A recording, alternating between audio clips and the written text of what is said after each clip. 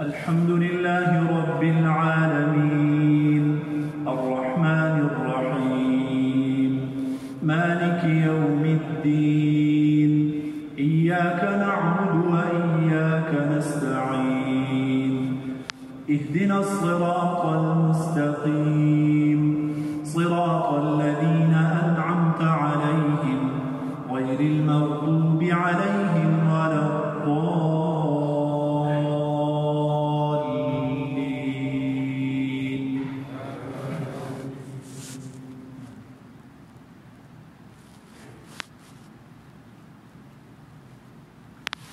تبارك الذي جعل في السماء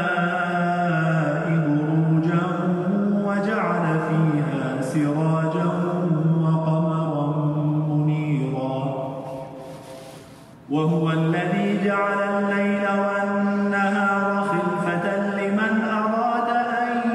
يذكر أو أراد شكورا وعباد الرحمن الذين يمشون على الأرض هونا وإذا خاطبهم الجاهلون قالوا سلاما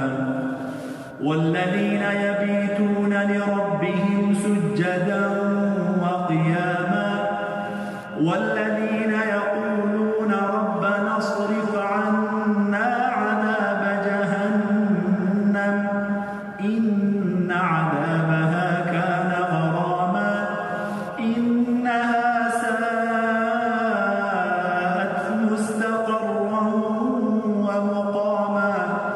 والذين إذا أنفقوا لم يسرفوا ولم يقتروا وكان بين ذلك قواما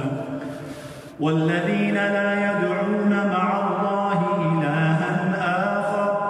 ولا يقتلون النفس التي حرم الله إلا بالحق ولا يزنون ومن يفعل ذلك يلقى أثاما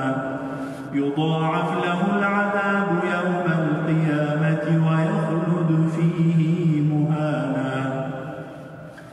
إلا من تاب وآمن وعمل عملا صالحا فأولئك يبدل الله سيئاتهم حسنات وكان الله غفورا رحيما ومن تاب وعمل صالحا فإنه يتوب إلى الله متابا. الله أكبر.